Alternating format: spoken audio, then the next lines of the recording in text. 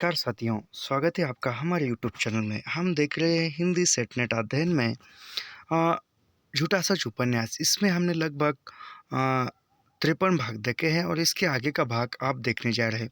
पहले भाग में हमने ये देखा कि सीता का ब्याह शादी जो वो तय हो चुकी है और वह तय होने के बाद वह सब कुछ जो शादी की जिम्मेदारी है वह तारा पर आ गई है और वह तारा सब कुछ कर रही है। और यहाँ तक कि हमने यहाँ तक देखा था कि अंतिम पंक्ति यह थी कि ताई की ममता और भी अधिक उमड़ पड़ी। ताई के आदेश से तारा ने अपने लिए भी 4 तोले सोने की 4 चूड़ियाँ बनवा ली थी। यहाँ तक हमने देखा था और इसके आगे आप और ब्याह के दिन ताई ने पूरनदेई की बाह खाली देखी तो टोक दिया, तेरी शक्ल को क्या हो गया? शुभ कार्य और कन्यादान के समय हाथ खाली रखकर अशगुन रहेगी। यानी वह ब्याह हो रहा है, शादी हो रही है, तो वह पूरनदेई के हाथ खाली थे और वह देखकर जो वह पूरनदेई को वह ताई जो है पड़ोस की वह टोकती है। शुभ कार्य है, कन्यादान यानी बेटी का विवाह हो रहा है, शुभ कार्य है और ऐसे खाली हाथ आई है, तो ऐसे वहीं अपशगुन माना जाता है, अशगुन माना जाता है, ऐसा वह कहती है। तारा ने अपनी 2 चूड़ियाँ पूरनदेई को दे दी तो उस पर भी ताई की डांट पड़ गई। तारा ने उसको अपनी 2 जो सोने की चूड़ियाँ कंगन थे वह पहनने के लिए दिए, तो इस पर वो तारा ने डांटा। पड़ोस की ताई ने डांटा तारा को, बेटी क्या हो गया है तुम लोगों को, और सब जगह खर्च करते हाथ नहीं रुकते, अपनी उम्र हैसियत इज्जत का कुछ भी ख्याल नहीं। यानी वह ताई कहती है कि तुम जो हो सभी जगहों पर लोगों को मदद कर रही हो, अपनी हैसियत या अपनी खुद की ज़रूरत होती है तुम उसका ख्याल नहीं करती, ऐसे वो तारा को करते। यह सरकारी अफसर है, पंजाबियों की नाक कटाएगी, बारात आ रही है, इसके हाथ देखो। यानी वह कहती है कि यह जो पंजाबियों की नाक कटाएगी यानी अपमान करेगी और बारात आ रही है और इसके हाथ देखो ऐसा।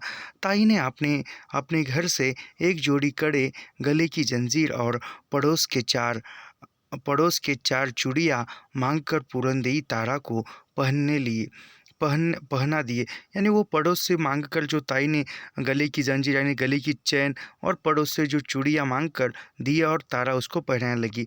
तारा ने हिसाब किया था उसे 500-600 खर्च करना पड़ेगा, पर 850 से अधिक खर्च हो चुका था। तारा ने हिसाब लगाया था कि लगभग 500 या 600 रुपये खर्चा लगेगा, लेकिन अब तक 800 रुपये के ऊपर खर्च जा चुका था। मातुर बहुत किफ़ायत का ख्याल रखकर भी ज़रूरी खर्च बताए जा रहा था। यानी मातुर जो था वह ख्याल करते हुए किफ़ायत का ज़रूरी जो भी है वह बताया जा रहा था। मजबूरी थी, व्यवहार और इज्जत की धुरी गर्दन पर रखी हुई थी। प्रकट में यह सब खर्च आह्लाद और उल्लास के उच्छ्वासाद से किया जा रहा था। यानी वह सब कुछ जो तारा जो है अपने खुशी से कर रही थी। गनीमत यह थी कि नगर में राशनिंग का कंट्रोल था। किसी भी दावत में 25 से अधिक आदमियों को निमंत्रण देना वर्जित था। तारा सरकारी नियम का उल्लंघन नहीं कर सकती।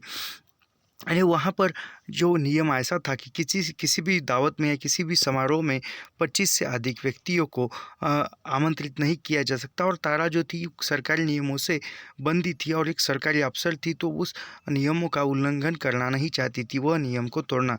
मेहता बहुत सावधान था कि तारा को कोई परेशानी न हो। वह पहाड़गंज वाले मामा के साथ इस ओर का भी सब प्रबंध संभाले था। मेहता जो था उसका पहाड़गंज का जो मामा था उस ओर का भी प्रबंध देख रहा था। मातुर भी नज़र रख रहा था। विभाजन से पहले के ढंग भी अब नहीं रहे थे कि ब्याह के लिए कुछ दिन पहले घर में भट्टी बना कर हलवाई बैठा लेना आवश्यक समझा जाता। यानी वह विभाजन के पहले तो 2-3 दिन की शादी होती थी। ब्याह के कुछ दिन पहले ही जो बारात वाले आते हैं, लड़के वाले आते थे और वो 2-3 दिन रहते जाते थे, लेकिन अभी वैसा नहीं था। पड़ोस की दुकान ने उचित दाम में समय पर आवश्यकता के अनुसार सब कुछ पहुंचा देने का ठेका लिया था। यानी जो पड़ोस की दुकान था समय के अनुसार सब कुछ जो भी आवश्यक चीज़ें हैं वह ला देने का ये किया था। बारात और अतिथियों के स्वागत भोजन का प्रबंध वैसे ही किया गया था जैसे नगरों में स्थान की कमी के कारण कारण मध्यवित्त लोगों कर पाते, यानी वह महानगरों में या बड़े शहरों में जगह की कमी के कारण जिस प्रकार भोजन का प्रबंध किया जाता है उसी प्रकार तारा ने भी प्रबंध किया था। पंचकुहिया रोड पर प्लेटों की पंक्ति के नीचे सड़क किनारे दुकानें हैं। संध्या ग्राहकों का समय होता है, उस समय दुकानों के सामने कोई आड़ या सामरोह करके रास्ता रोकना, दुकानदारों से झगड़ा मोल लेना होता है। यानी शाम के समय में वो पंचकुया फ्लैट है, उसके गलियों में जो दुकानें थी और वो शाम के समय में वो दुकानों के यहाँ भेंट करना या ग्राहक को रोकना, तो ये खामखा झगड़ा मोल लेने की बात थी। तारा का फ्लैट गली के नुक्कड़ पर था, यानी तारा का जो फ्लैट है वह गली के नुक्कड़ पर यानी गली के कोने पर था। गली में ही कनाते खड़ी करके बारात और अतिथियों के स्वागत के लिए स्थान बना लिया, यानी गली में भी बारात रुकने का और अतिथियों के स्वागत का प्रबंध कर लिया। मंडप आम के पत्तों के बंधनवारों और रंगीन कागजों की झड़ियों से सजा दिया था। अंधेरा होने से पहले ही बिजली के रंगीन लट्टुओं की मालाएं प्रकाशमान कर दी गई थी, यानी वह उस गली में ही एक छोटा सा आम के पत्तों का जो है वह मंडप सजाया था और वह अंधेरा होने से पहले ही कागज के रंगीन से सारा जो माहौल है प्रकाशमान किया गया था। कनातों के भीतर कुर्सियों की कतारें थी, बिजली के फर्श पंखे चल रहे थे, दो बड़े बड़े डब्बों मीठे सोडे की बोतलें बर्फ में दबाकर रख दी गई थी। सब प्रबंध संक्षिप्त, यानी सब कुछ जो प्रबंध था वही अच्छे खासे किया करके रखा था। मेहनत उत्सव का वातावरण बनाने के लिए ग्रामोफोन और लाउड स्पीकर का प्रबंध करना भी नहीं भूला था, यानी जो उत्सव बनाने के लिए सभी को आवाज़ पड़े तो लाउड स्पीकर होता है, ग्रामोफोन होता है, वह उसका भी प्रबंध व्यवस्था की थी। बारात पहुंचने से आधे घंटे पहले ही उस समय का प्रचलित फिल्मी गाना ऊंचे स्वर में विवाह के लग्न की घोषणा करने लगा था, यानी वह विवाह शुरू होने से पूर्व जो एक फिल्म का गाना है वह गाना बजने लगा था। हवा में उड़ता आए मेरा लाल दुपट्टा मलमल का, मेरा लाल दुपट्टा मलमल का, ओ जी ओ जी। इस दिल के टुकड़े हजार हुए, कोई यहाँ गिरा कोई वहाँ गिरा, यानी वो इस प्रकार का गीत शादी में बज रहा है। झूठ फूट अंधेरा हो जाने पर बारात का नेतृत्व करता बैंड बाजा सुनाई दिया, यानी अंधेरा हो गया और फिर बारात का नेतृत्व यानी करता हुआ वो बैंड बाजा जो है वह भी सुनाई दिया। पूरनदेही की भाई भाभी बहन और पड़ोस के लिहाज से संबंधी बन गए लोग बारात के स्वागत के लिए आगे बढ़े, यानी पूरनदेही के जो भी भाई बहन थे या अन्य रिश्तेदार वह भी आस पड़ोस के लोग बने थे और वह भी बारात का स्वागत करने के लिए आगे बढ़ गए। तारा को भी अवसर के विचार से लाल साड़ी पहनी पड़ी थी, यानी अवसर देकर तारा को भी लाल साड़ी पहननी पड़ी थी। मर्सी गुलाबी साड़ी में पहने गहरे सांवले चमकीले चेहरे पर लाल बिंदी लगाए मांग में सिंदूर भर कर आई थी, यानी मर्सी जो थी वह गुलाबी साड़ी पहनी थी और उसका सांवला रंग था और सांवले रंग पर माथे पर लाल रंग की बिंदी लगाए और सिंदूर भरकर मांग में सिंदूर भरकर वह आई थी। जूड़े पर बेला का गजरा बांधी थी। चड्डा माथुर नरोत्तम मिस देवा और माथुर की बहन सब तारा के साथ खड़े थे, यानी सब जो थे माथुर चड्डा नरोत्तम मिस देवा और जो माथुर की बहन है यह सब कुछ तारा के साथ खड़ी थी। लड़की के विवाह में लोग विनोद और आनंद के लिए नहीं सहायता और सेवा के लिए सम्मिलित होते हैं, यानी वो लड़की के विवाह में लोग जो है वह एक विनोद करने के या मनोरंजन करने के लिए लेकिन सहायता करने के लिए सम्मिलित होता है। तारा के दफ्तर से सेक्शन असिस्टेंट रामस्वरूप भट्ट, कई क्लर्क और प्रोट सुपरिटेंडेंट भी निमंत्रण की परवाह न कर योग्य सेवा पूछने के लिए समीप खड़े थे, यानी जो तारा के ऑफिस के जो भी लोग थे रामस्वरूप भट्ट या अन्य क्लर्क जो भी वहाँ के ऑफिसर आए हुए थे निमंत्रण की थी वह भी सभी की सेवा कर रहे थे। एक दूसरे परवाह यानी निमंत्रण दिया है केवल खाना खा के जाना जाए ऐसा नहीं सोच रहे थे, वह भी सेवा पूछ रहे थे, ये सहायता कर रहे थे। बैंड पंजाबी बोलियाँ बजा रहा था, यानी बैंड जो है वह पंजाबी बोलियाँ बजा रहा था। बैंड के पीछे पैदल बारातियों से घिरा वह घोड़ी पर सवार था यानी वो बैंड के बारात थी और बैंड पीछे आगे आगे था और उसके पीछे घोड़ी पर सवार होकर वर आ रहा था, यानी दूल्हा आ रहा था। वर के सिर पर मुकुट था, उसका चेहरा सौरों फूल फूल मालाओं से ढका था। यानी वह घोड़ी पर जो वधु दूल्हा था, वर था, उसके सिर पर जो फूलों से सजा हुआ उसका जो सेहरा था, बड़े बड़े ग्यास साथ चल रहे थे। वर के सम्मुख ग्यास के प्रकाश में बैंड की धुन के साथ पंजाबी नौजवानों की टोली बाहें फैलाए मकर मकर मटका मटका कर उछल उछल कर तालियों से ताल देती देती होका होका हुकरती भंगड़ा नाचती आ रही थी। यानी वह दूल्हे के सामने जो पंजाबी नौजवान है वह गाने पर नाच रहे थे और पंजाब का जो नृत्य है वह भांगड़ा नृत्य है, यह भी पूछा जा सकता है। तो वह नाच रहा था और उस समय में आज के जैसी कोई लाइट नहीं थी, तो वह एक घ्यास यानी जो उस पर ऐसे वह घ्यास की तरह वह उजाले प्रकाश करके वह लोग जो है सिर पर लेकर चलते थे। हुंकारी भंगड़ा नाचती आ रही थी, नौजवान ऊंचे स्वर में बोलियाँ गा रहे थे। नौजवान जो है ऊंचे स्वर में गीत गा रहे थे, बोलियाँ। बारही बरही खटन खटन गया अटके लांदे प्यांदे, यानी वो पंजाबी गीत गा रहे हैं।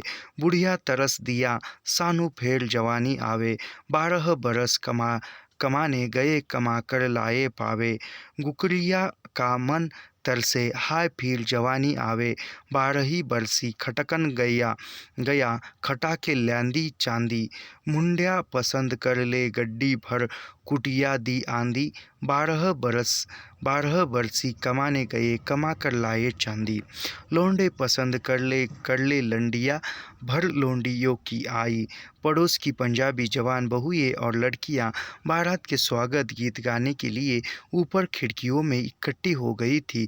उन्होंने तुरंत सम्मिलित स्वर में नौजवानों की चुनौती का उत्तर दिया, यानी वो दूल्हे की तरफ से जो लड़के हैं नौजवान वह गीत गा रहे हैं और उसका प्रत्युत्तर देने के लिए जो सीता की यहाँ की जो लड़कियां हैं वह भी उसका प्रत्युत्तर गीत में दे रही है। 12 बरिस खटक खटन गया खटके ल्यांदी चांदी, कुटिये पसंद कर ले गड्डी भर मुंडिया दी आंधी, बाहर बरसी कमान कमान गए कमा कर लाए चांदी, यानी बाहर जाकर लाए भी क्या चांदी, ऐसे वो कह रहे हैं। लोंडियों पसंद कर लो लंडिया मर लोंडों की आई, बारात के साथ कुछ स्त्रियां भी थी, उनकी जरीदर, यानी वह ये उसकी प्रत्युत्तर में सीता के यहाँ के लड़कियों के गीत गाया और दूल्हे के यहाँ से लड़कों ने गाया। और फिर वह बारात के साथ कुछ स्त्रियां भी थी, उनकी जमींदार मखमली और भारी रेशम की पोशाकें और गहरे देखकर माथुर चट्टा नरोत्तम और मिस देवा स्मित, यानी वो उस तरफ की जो स्त्रियां थी वह अभी भारी पोशाकें पहन कर आई थी, यानी वह सज धज कर आई थी। और यहाँ के जो नरोत्तम चड्डा जो है वह देखकर विस्मित हो गए।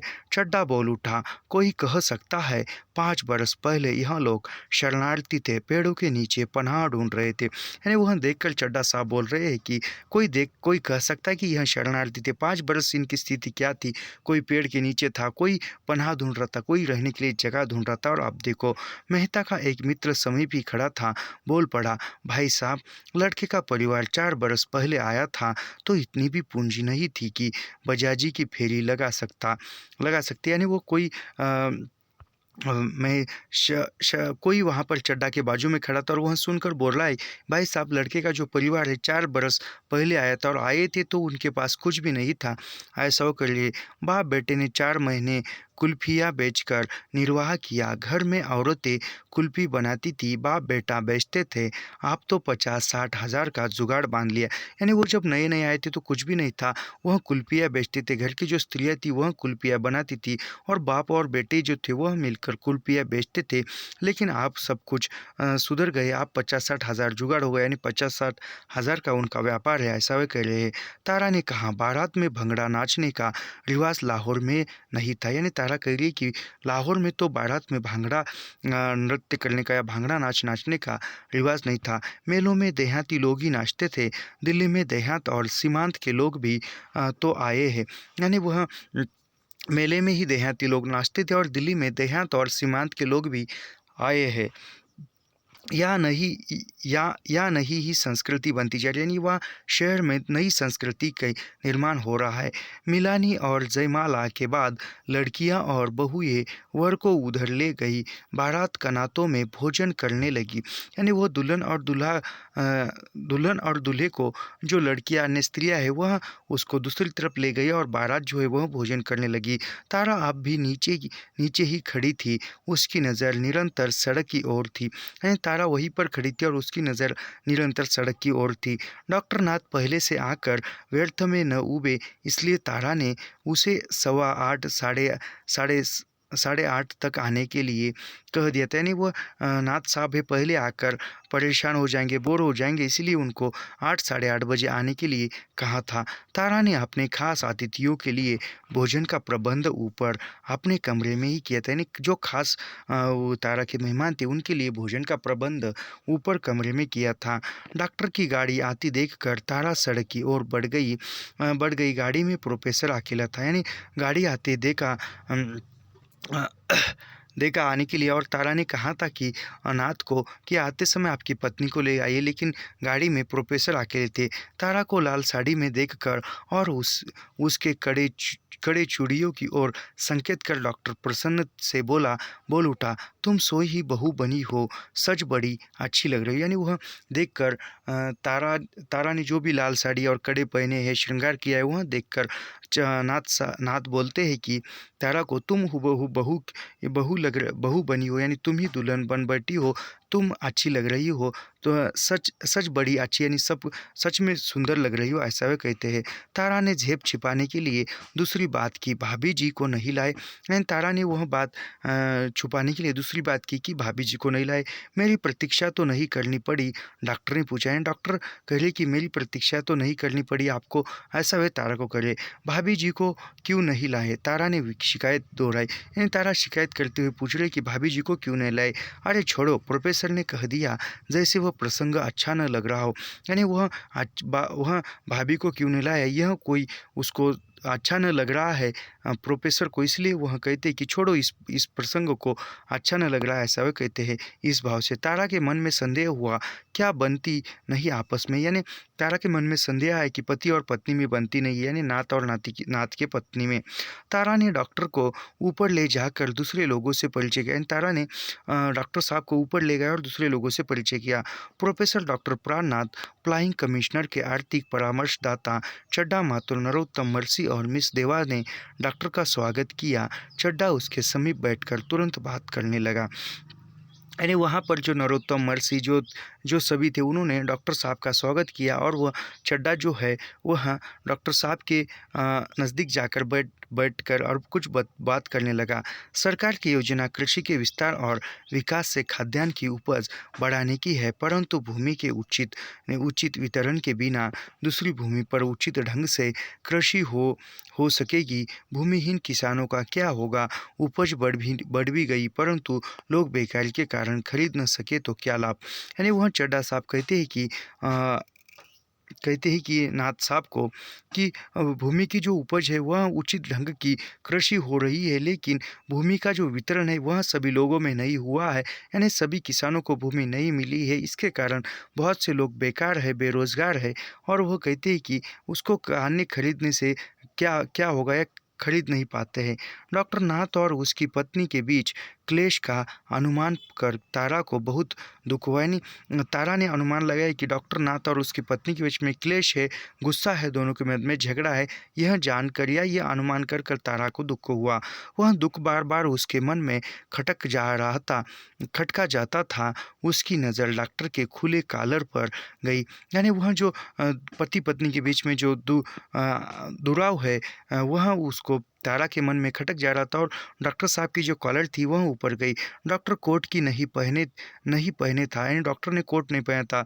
कमीज धुली हुई बिल्कुल ताज़ा थी, कोहनी तक लपेटी हुई आस्तीनों में, और सामने दोनों ओर पेटी तक स्त्री की दाब अब भी मौजूद थी। यानी वो नया तरह का शर्ट था, और जो उसकी जो शर्ट की जो बाहें थी वह कोहनी तक मोड़ी हुई थी, और उसने ताज़ा इस्त्री की हुई शर्ट थी।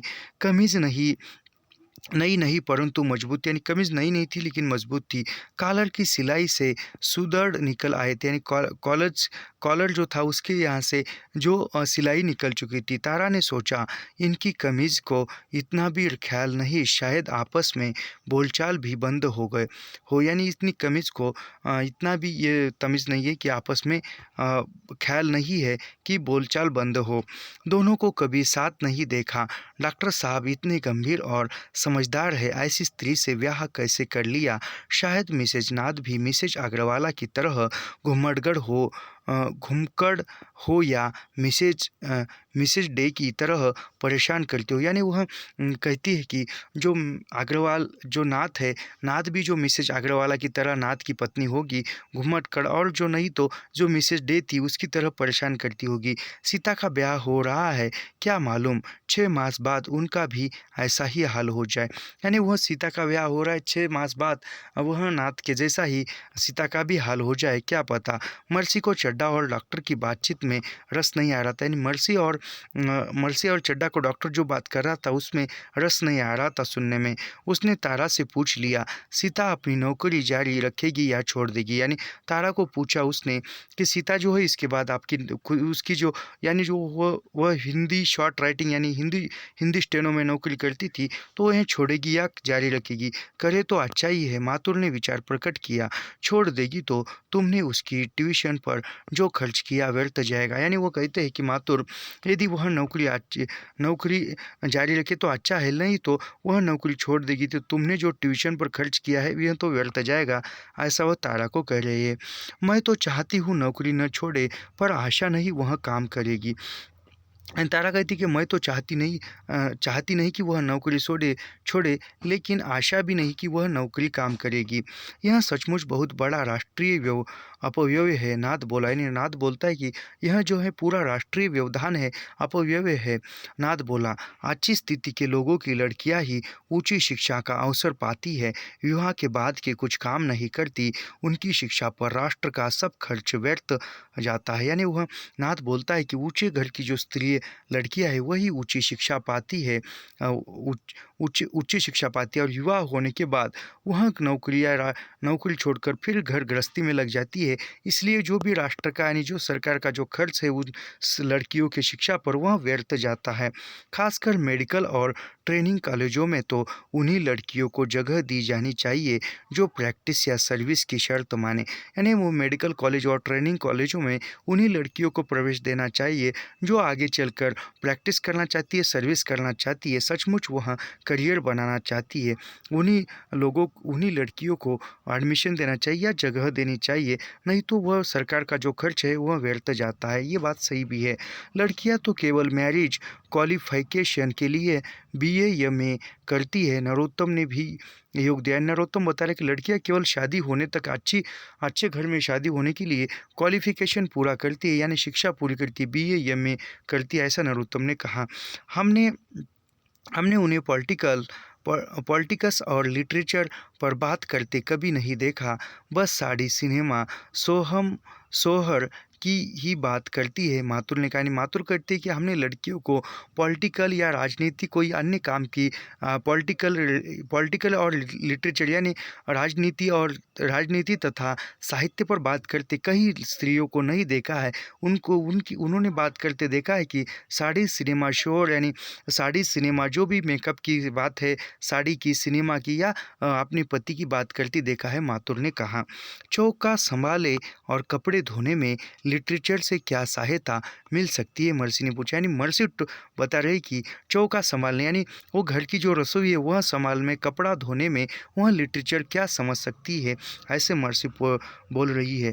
पर पति को पत्र लिखते समय शेक्सपियर और बाइनर की पंक्तियाँ काम आ सकती है, नाथ ने भी कहा। यानी नाथ कहता है कि यदि वह पति को पत्र लिखे तो उसमें शेक्सपियर और बाइनर की पंक्तियाँ काम आ सकती है, यानी वह पत्र लिखते समय संदर्भ के लिए या प्रभावपूर्ण पत्र हो, इसीलिए शेक्सपियर की कोई पंक्तियाँ हो या बाइनर की कुछ पंक्तियाँ पत्र में डाल जाती है। तारा ने अनुमान किया वह विद्रूप भाभी पर है, उसने बातचीत में विशेष योग नहीं दिया। यानी तारा ने अनुमान प्रकट किया कि नाथ जो बोल रहा है वह विद्रूप जो है भाभी पर है, यानी उनके पत्नी पर है।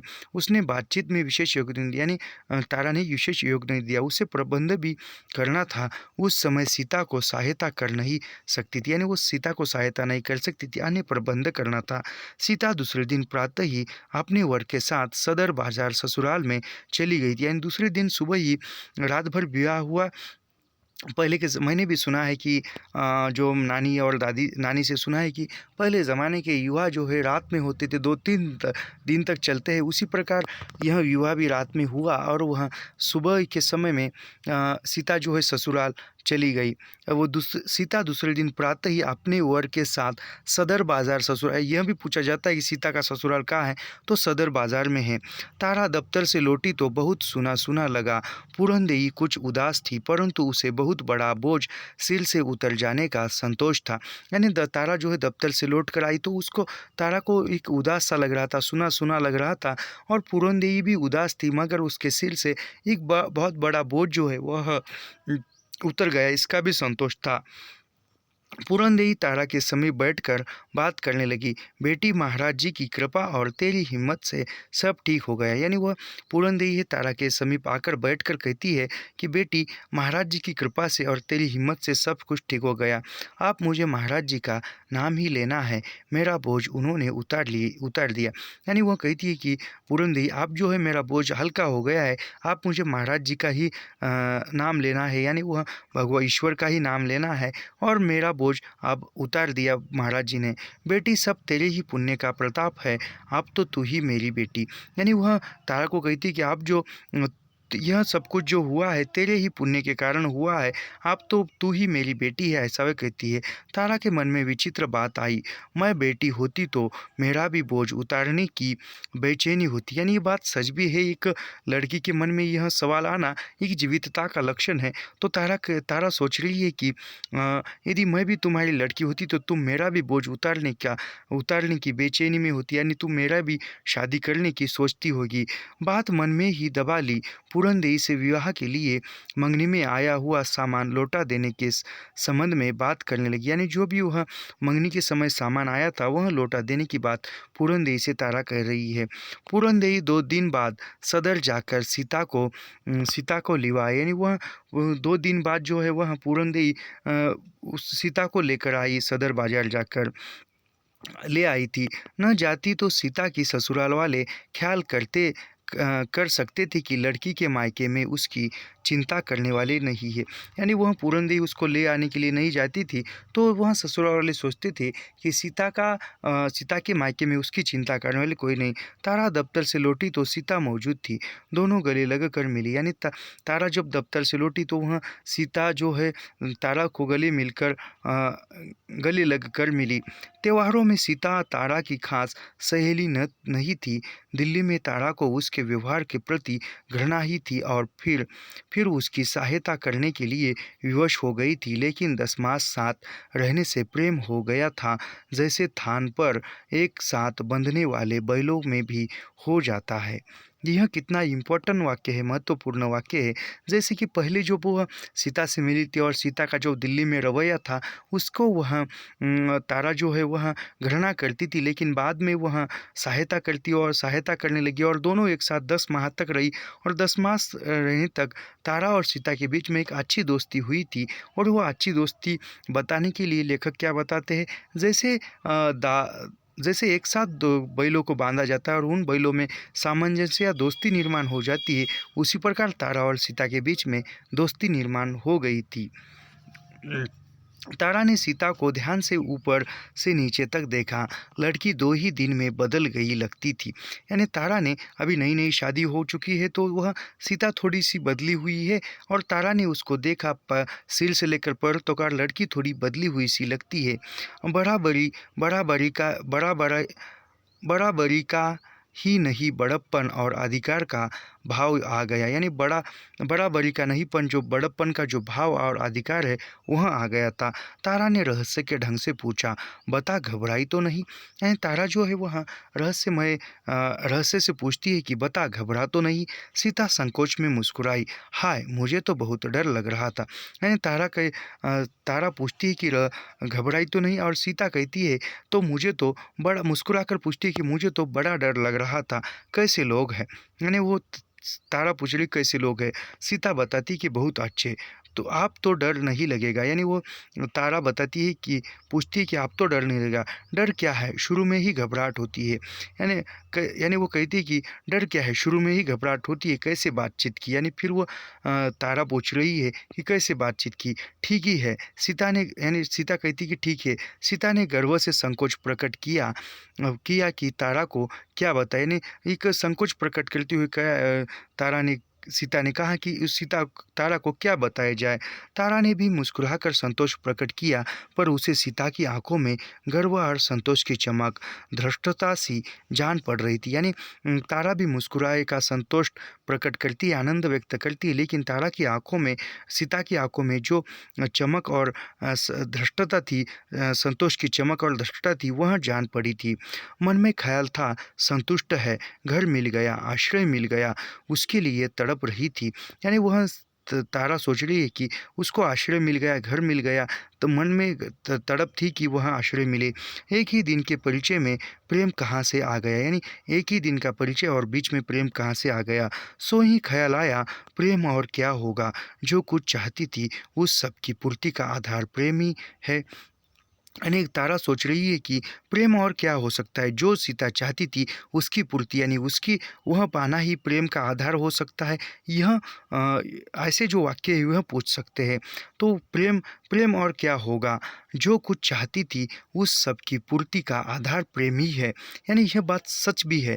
जो व्यक्ति चाहता है और वो मिलने का ही प्रेम, या वो यानी समझो कोई चीज़ हम चाहते हैं और वह चीज़ मिलने पर जो हमें आनंद व्यक्त होता है, वही प्रेम है। प्रेम भी तो चाह और भूख ही है, या चाह और भूख के उपाय की चिंता। यानी प्रेम जो है वह भी चाह है और भूख ही है। यानी प्रेम जो चाह भी है और भूख भी है, चाह और भूख के उपाय की चिंता है। यानी प्रेम जो है चाह और भूख के बीच की जो चिंता है, वही प्रेम है। तारा ने सीता को हीन समझने के लिए अपनी प्रताड़ना की। मुझे जब तीसरी मंजिल पर ले जाकर बैठा दिया था, तब मैं किस किस बात की प्रतीक्षा कर रही थी? यानी तारा तारा जो है सीता को हीन समझने के लिए अपनी प्रताड़ना बता रही थी कि मुझे जब शादी हुई थी तब तीसरी मंजिल पर ले जाकर बिठाया, तब मैं किस बात की प्रतीक्षा कर रही थी? यानी तब तारा किस बात की प्रतीक्षा कर रही थी? तब मेरे मन में कोई घृणा या विरोध तो नहीं था। यानी तारा के मन में तब उसके कोई घृणा या विरोध नहीं था। प्रेम की ही आशा और प्रतीक्षा थी। यानी प्रेम की ही आशा और प्रतीक्षा थी।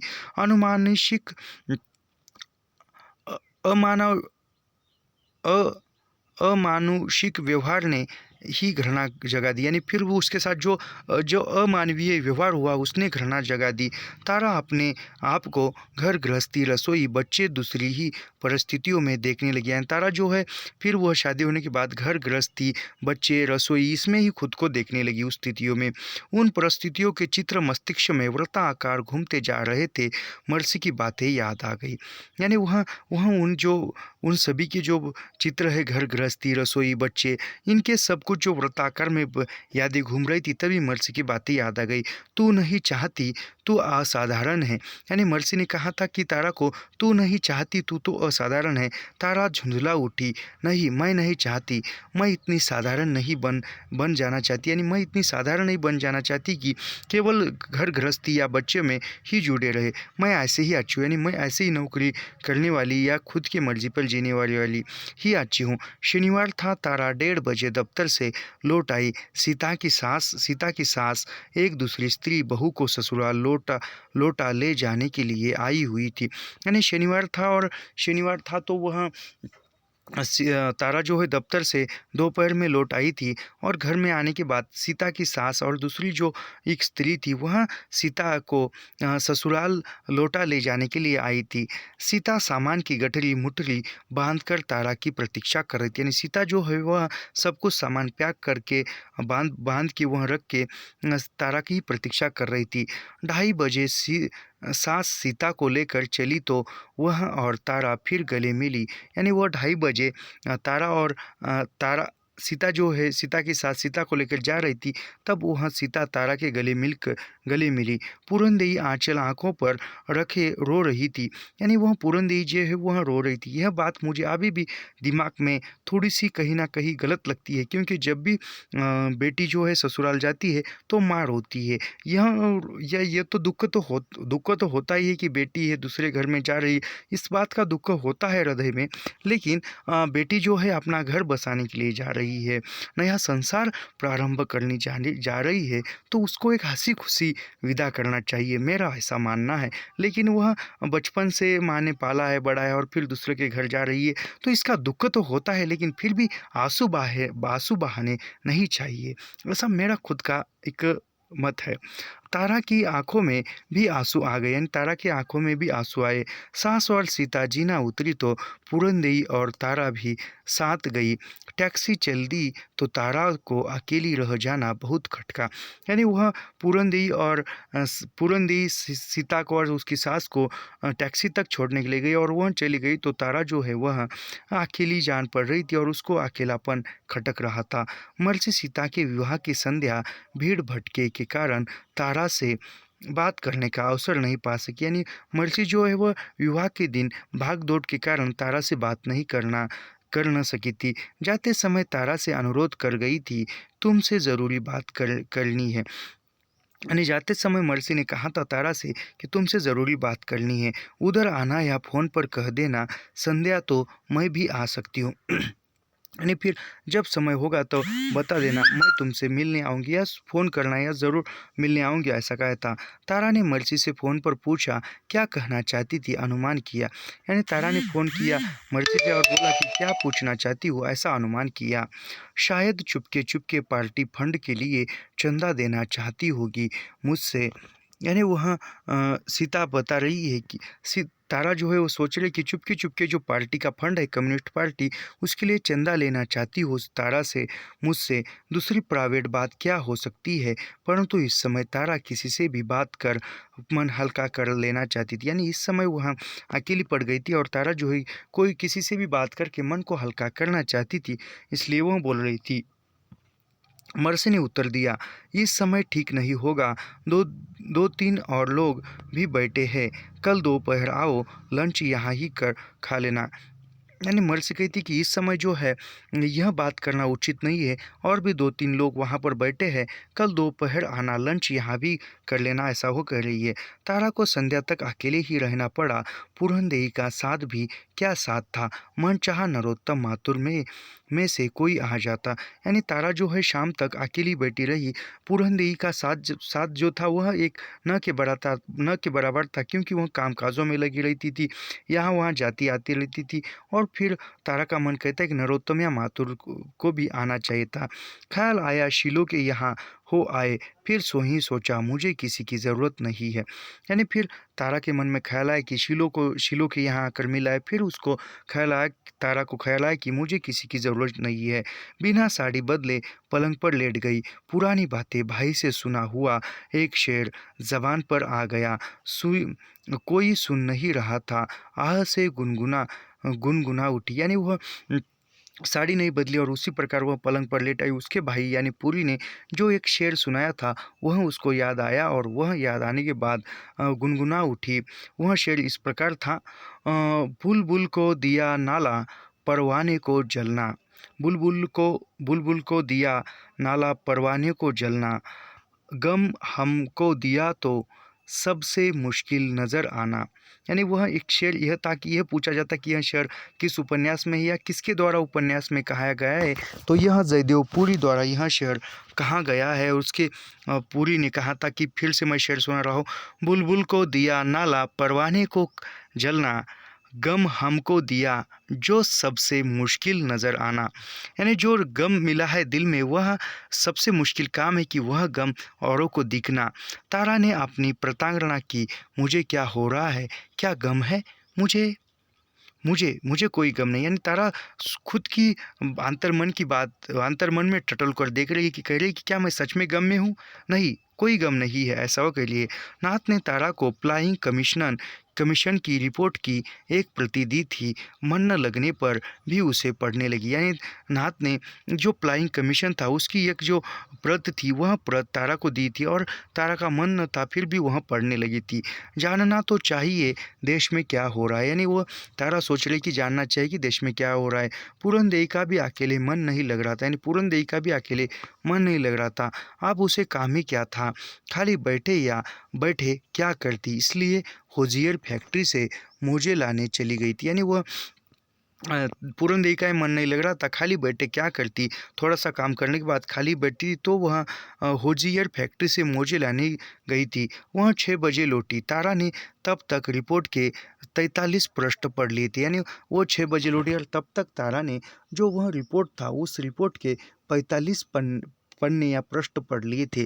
पूरनदेवी होजियर फैक्ट्री से लौटते समय सदर बाजार की अपनी पुरानी पड़ोसियों से मिलकर आई थी। यानी वह वो फैक्ट्री से मोजे लेकर आते हुए वह अपने जो लाहौर के जो पड़ोसी थे उनको मिलकर आई थी। 4-5 मील पैदल चलना हो गया था। यानी 4-5 मील पैदल गई थी और पैदल आई थी। वह बहुत थकी हुई थी, यानी वो पैदल चलकर गई थी और आई थी, इसलिए वह थकी हुई थी। ब्याह के समय की थकावट भी अभी शरीर में भरी हुई थी। यानी ब्याह के समय जो भागदौड़ थी उसकी थकावट भी शरीर में थी। बैठी रहने के लिए तारा से कोई न कोई बात करती जा रही थी। यानी वो बैठे बैठे वहाँ तारा से कुछ ना कुछ बात करती जा रही थी। तारा ने रिपोर्ट उठाकर एक और रख दी, पलंग से उठकर बोली। यानी तारा ने जो रिपोर्ट है वह एक और रखी और फिर बैठकर बोली।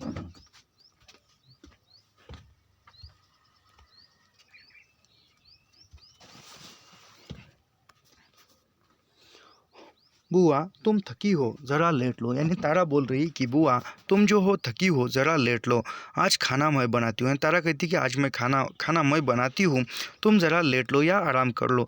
नहीं नहीं, तू क्यों बनाएगी, मुझे क्या मौत आ गई है, मैं कर लूँगी। यानी नहीं, यानी वह कहती है कि नहीं नहीं, मैं ही खाना बनाऊँगी, मुझे क्या मौत आ गई है, मैं क्या थकी हूँ, मैं ही कर लूँगी। नहीं बुआ, आज मुझे बना लेने दो, महीना हो गए, देखो भूल तो नहीं गई। यानी तारा कहती है कि नहीं बुआ, आज मुझे खाना बनाने दीजिए, महीना हो गया है, कहीं मैं खाना बनाना भूल तो नहीं गई हूँ, देखने दे दीजिए। चल कमली पागल, पूरनदेवी लाड़ से बोली। तिमिया अबलाओ कमी रसोई बनाना भूल सकती है, वे तो जन्म ही इसी प्रयोजन से लेती है, पीक पकाकर खिलाए। यानी वह ये वाक्य पूछा जा सकता है परीक्षा में, ऐसे जो वाक्य है याद रखिए। तो वह कहती है पूरनदेवी तारा से चल कमली, यानी चल पगली कहती है। पूरनदेवी लाड़ से यानी प्यार से कहती है कि तिमिया, यानी जो स्त्रियों का जो जन्म होता है वह स्त्रियों का जन्म ही रसोई रसोई बनाने के लिए ही होता है, भले ही वह रसोई का काम भूल सकती है क्या। और स्त्री का जो जन्म है वह जन्म ही खाना बनाने और खिलाने के लिए ही होता है। तो यह वाक्य मैं फिर से पढ़ता हूँ। चल कमली पागल, पूरनदेवी लाड़ से बोली। तिमिया अबलाओ कभी कमी कभी कमी रसोई बनाना भूल सकती है, यानी कभी रसोई बनाना भूल सकती है स्त्रियाँ, वे तो जन्म ही इसी प्रयोजन से लेती है कि पका कर खिलाए, यानी खाना पका कर खिलाए। यानी कहने का मतलब यह है कि स्त्रियाँ कभी रसोई का काम भूल सकती है क्या। स्त्रियों का जन्म ही रसोई का काम करने के लिए होता है, यानी रसोई का घर गृहस्थी का काम करने के लिए, यानी प्रयोजन से ही होता है, उसी काम के लिए होता है। और वह जन्म उसका किस लिए होता है, खाना बनाकर दूसरों को खिलाने के लिए होता है। यहाँ पर लेखक ने खुद खाने की बात नहीं की है। तारा जिद कर रसोई में चली गई। पूरनदेवी रसोई की दहलीज पर बैठी उसे बर्तने लगी, अमुक चीज़ कहाँ रखी है। यानी तारा जो है जिद करके रसोई में गई और पूरनदेवी जो है वहाँ पर गई और वहाँ से बता रही कि कौन सी चीज़ कहाँ पर रखी है। ताई आ गई। जान लेना ज़रूरी था कि पूरनदेवी ने लड़की को विदाई से समय क्या क्या दिया था।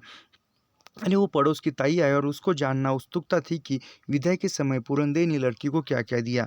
ताई तारा को रसोई में देखकर प्रसन्न हो गई। यानी ताई जो है तारा को रसोई में देखकर प्रसन्न हो गई, खुश हो गई। तिमी तो चौके और ससुराल में ही सजती है। यानी तिमी यानी जो स्त्री है वह चौके में और ससुराल में ही जचती है। यानी स्त्री जो है, स्त्री का जो शरीर है वह रसोई में और ससुराल में ही अच्छा लगता है, ऐसा ये कह रही है। अब इसका भी ढोर ठिकाना बनाने की फिक्र करो न। ताई कई बार कही हुई बातें कहने लगी। यानी ताई कहती कि आप इसकी भी शादी का ख्याल करो, इसकी भी शादी की आप फिक्र करो, ऐसा वह ताई कह रही है। और वो इससे पहले ही बहुत बार कह रही थी और वही बात कर रही। इसके लिए तो बहुत देख समझ कर ही करना होगा। ताई ने अपने भाई के लड़के की चर्चा की। इसके लिए तो वैसा ही घर चाहिए। यानी वह ताई जो है वह तारा के लिए कहती है कि इसके लिए तो बहुत ही देख समझ कर लड़का देखना होगा, और वह उसके भाई के घर की चर्चा करती है और वैसा ही घर चाहिए, ऐसा वह कहती है। जिस महाराज जी ने इतना किया है वह सब करेंगे। पूरनदेवी ने बात समाप्त कर देनी चाहिए। जानती थी ऐसी बातों से तारा को झुंझलाहट होती थी। यानी वह कहती है कि महाराज जी यानी जो ईश्वर है वह जो करेंगे सब करेंगे। और पूरनदेवी ने इतना कहकर बात समाप्त कर ली, क्योंकि ऐसी बातों से तारा जो है झुंझला उठती थी। तारा रविवार को 1 बजे मर्सी के यहाँ पहुंची। मर्सी ने चिम्मो को खाना मेज पर रख देने के लिए कहा। यानी तारा जो है वह रविवार के समय दोपहर 1 बजे मर्सी के यहाँ पहुंची और चिम्मो जो नौकरानी है उसको मर्सी ने खाना लगवाने के लिए कर दिया था। तारा को चड्डा दिखाई नहीं दिया था। उसने कहा, जल्दी क्या है जीजा को भी आने दो। वह तारा जो है तारा को चड्डा नहीं दिखाता और वह कहती है कि इतनी जल्दी खाने का क्या है, जीजा को भी आने दो, यानी चड्डा को आने दो। वे तो लखनऊ गए हैं, तभी तो मैंने तुम्हें बुला लिया कि अकेले में बात कर लेंगे। यानी वह मर्सी कहती कि वे तो लखनऊ गए हैं,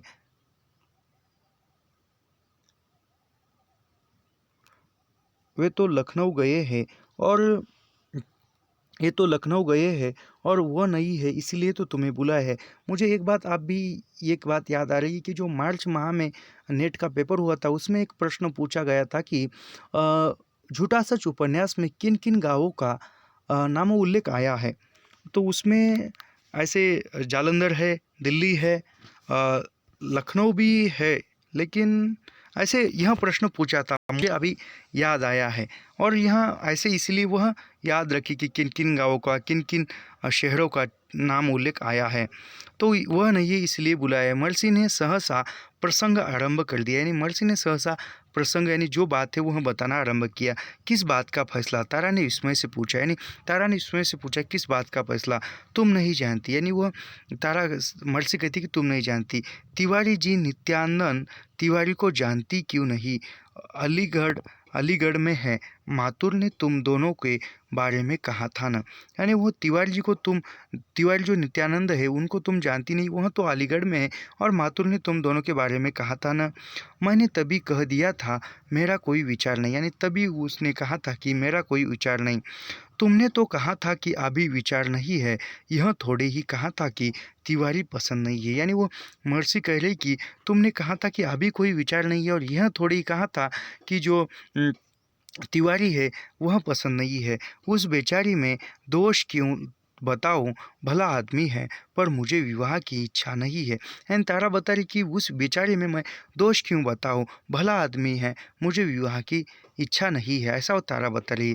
तारा कुछ झुंझलाहट से बोली। तारा कुछ झुंझलाहट से बोली, वाह मातुर तो कहता है तुमने कहा था Tiwari is a very nice. मैंने यानी वह मातुर कहता है कि तारा ने कहा था कि तिवारी जो है वेरी नाइस यानी बहुत अच्छा, तुम्हारे जैसी नखरेलो एकदम हाँ थोड़े ही कर देगी। यानी वह कहती है मर्सी तारा को, तुम जैसी जो नखरे वाली है वह हाँ थोड़ी ही झट से कह देगी। आप तुम 24 की हो, मातुर का तुम पर और तिवारी का भी बहुत स्नेह है। यानी वह तारा मर्सी तारा को बता रही कि तुम जो अब 24 की हो, यानी तुम्हारी जो उम्र है वह 24 साल की है, और तुम पर जो है वह मातुर का भी स्नेह है और तिवारी का भी है। तिवारी मातुर का स्टूडेंट था न, अब रीडर हो गया है। यानी तिवारी जो था वह माथुर का स्टूडेंट यानी छात्र था और अब वह रीडर हो गया यानी वो नेता हो गया है। हाँ, तनख्वाह तुमसे कम है, सब कुछ पैसा ही तो नहीं। यानी वो मर्सी कहती कि तनख्वाह तुमसे कम है लेकिन सब कुछ पैसा तो नहीं है, ये भी बात सही है।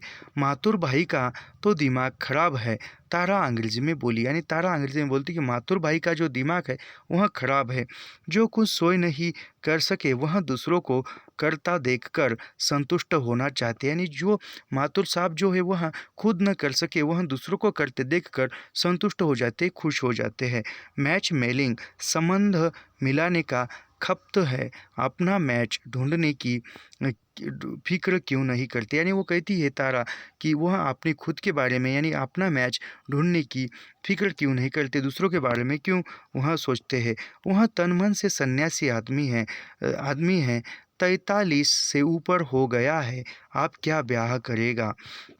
यानी वह मर्सी कह रही कि वह तो एक सन्यासी आदमी, उसकी जो उम्र है 43 वर्ष के ऊपर हो गई है, अब वह विवाह क्या करेगा, यानी विवाह करके भी क्या करेगा कहने का मतलब। और एक सही बात है, शादी विवाह जो है एक विशिष्ट उम्र में या 30 वर्ष के आसपास ही शादी होनी चाहिए, लगभग 25 उम्र में या यानी मेरे ख्याल से 25 से 30 के बीच में शादी होनी चाहिए। इसलिए दूसरों के विवाह का करा कर अपना मन भरते हैं। यानी इसलिए वह तो उसकी तो 43 साल उम्र है, वो तो विवाह करके क्या करेगा, इसलिए वो दूसरों की विवाह करके मन को खुश करना चाहता है। क्या बुरा है, तुम जानती हो तुम्हें वह बहुत ही मानता है, तुम्हारी चिंता तो ऐसे करता है जैसे बेटी बना लिया हो। यानी मर्सी कहती है कि बुरा क्या है, वह तुम जानती हो जो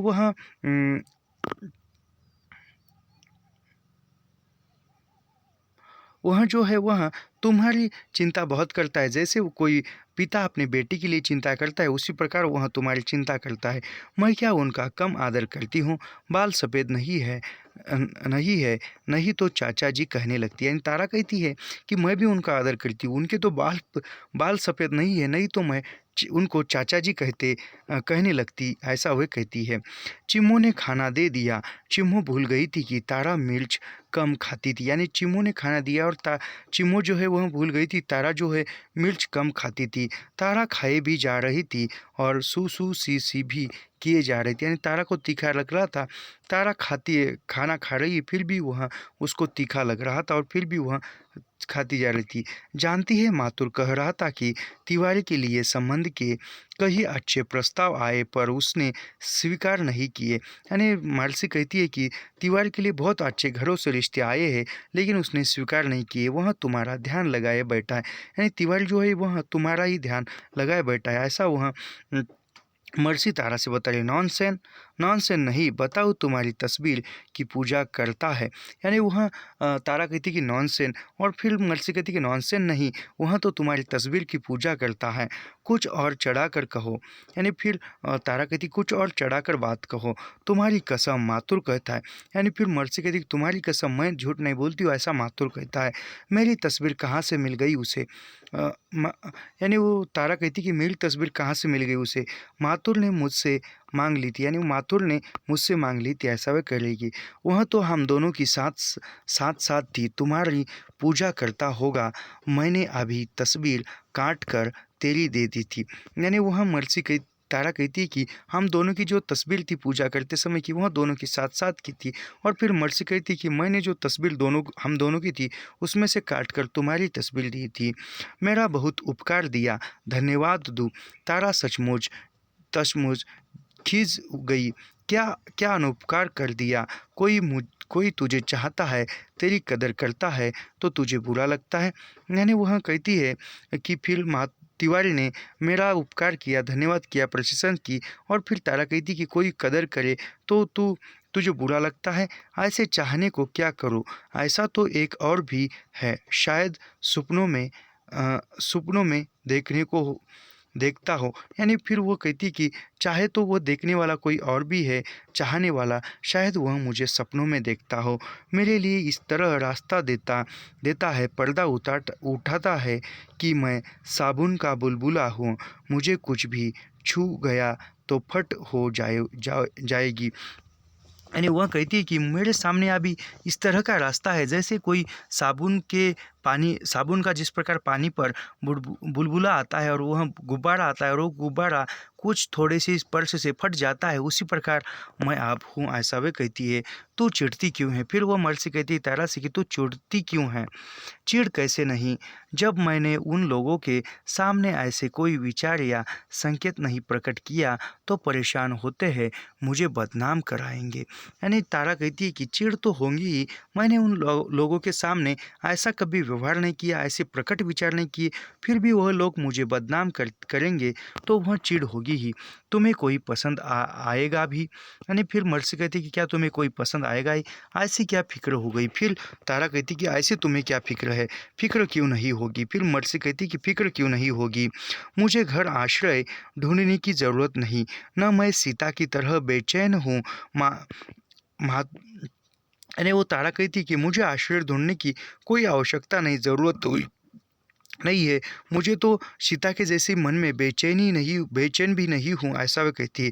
माथुर कहता है तिवारी तेरे लिए उम्र, शिक्षा, दीक्षा, रूप, रंग सभी तरह से बहुत उपयुक्त है। यानी जो माथुर है वह कहता है कि माथुर जो है वह तिवारी तेरे लिए उम्र में, शिक्षा, दीक्षा में, सब रंग रूप से यानी एक उपयुक्त, यानी सभी ढंग से वह तुम्हारे लिए योग्य है, ऐसा माथुर कहता है।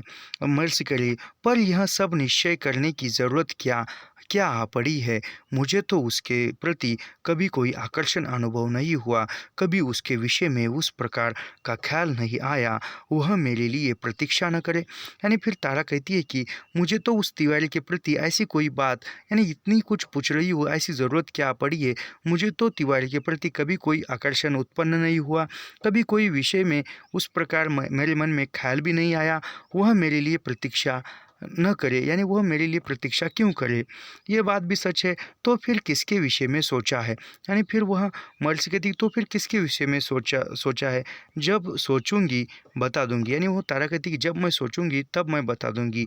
हूँ मर्सी तारा की ओर देखती चुप रह गई। यानी मर्सी जो है तारा की ओर देखती है और चुप हो जाती है। जीजाजी कब लौटेंगे? यानी वो तारा कहती है मर्सी से कि जीजाजी कब लौटेंगे? फिर मर्सी कहती है कि लंबा प्रोग्राम है, पहले लखनऊ, पटना, फिर कलकत्ता, 2 सप्ताह लग जाएंगे। क्यों, क्या बात है? यानी वह तारा कहती कि मर्सी को पूछती कि जीजाजी कब लौटेंगे? फिर वो मर्सी कहती है कि उनका जो है लंबा सफ़र है, लंबा प्रोग्राम है, लंबा समारोह है, पहले लखनऊ जाना है, फिर पटना, फिर कलकत्ता, वैसे 2 सप्ताह लग जाएंगे कह रहे थे। और फिर तारा मर्सी पूछ रही कि ऐसी क्या बात है? कह रहे थे न लौटकर एक दिन डॉक्टर साहब से बातचीत करने के लिए मिलना चाहते हैं। यानी कह रहे थे कि चड्ढा साहब कि डॉक्टर साहब से मिलकर बात करना चाहते थे। डॉक्टर साहब कह रहे थे कि उनकी कोठी तो बस रूट से भी 1 मील दूर है। यानी डॉक्टर साहब जो है वो जो रूट है उसके 1 मील दूर है। जीजा जी जब लौटे आए तो डॉक्टर साहब को बुला लूँगी या मैं उन्हें यहाँ ले आऊँगी। यानी डॉक्टर यानी जो नाथ है वह, तो वह कहती है कि जब वह जीजा लौट आएंगे तब वह डॉक्टर साहब से बुलवा लेंगे, ऐसा वे कह रही है। तारा ने बात बदली। दीदी सोचती हूँ छोटी गाड़ी तो मिल नहीं रही, छोटी के दाम ज़्यादा मांगते हैं। यानी वह तारा ने बात बदलते हुए कह रही कि छोटी जो गाड़ी है वह मिल नहीं रही है और छोटी के दाम भी बहुत है और छोटी के दाम भी ज़्यादा मांगते हैं। वही फोर्ट ले लूँ, डॉक्टर साहब भी यही कहते हैं। यानी वही फोर्ट ले लूँ, डॉक्टर साहब भी यही कहते हैं। मुझे कौन दिन भर घूमना है, जो पेट्रोल की बचत सोचूं। तारा कहती कि मुझे ज़्यादा तो घूमना नहीं है, जो मैं पेट्रोल के बारे में सोचूं। डॉक्टर पर तू बहुत मरी हुई है, सदा उसी की बात, दिल उसी से तो नहीं लगा हुआ है। यानी मर्सी कहती कि तू डॉक्टर के बारे में बहुत सोचती है, तेरा दिल जो है उसके प्रति आकर्षित नहीं हुआ है, ऐसा वह कह रही है। क्या बक रही हो दीदी? क्रोध में तारा की गर्दन सीधी हो गई। यानी तारा गुस्सा हो जाती है और उसकी गर्दन सीधी हो जाती है। कहती है वो क्या बक रही है? मैं बक रही हूँ, देखा नहीं मैंने कैसे चिपकी चिपकी लगती थी, नज़रों के आगे आगे बिछी जा रही थी। यानी वह मर्सी कहती कि मैं बक नहीं रही हूँ, मैंने देखा है कैसे उसके आगे पीछे घूम रही थी, कैसे उसके नज़रों के सामने आ रही थी। मैं उनके सामने क्या चीज़ हूँ? उनकी पोजीशन का ख्याल नहीं है तुम्हें? तारा का चेहरा तमतमाया। तारा गुस्से में बोल रही है कि उनकी क्या पोजीशन है, मेरी क्या पोजीशन है, ख्याल नहीं है, ऐसा वह कह रही है और उसका चेहरा गुस्से से लाल हो गया। ऐसी खुशामदी कब से हो गई?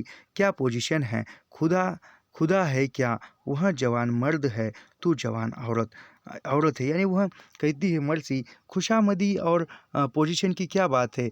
खुदा खुदा है क्या? यानी खुदा क्या है?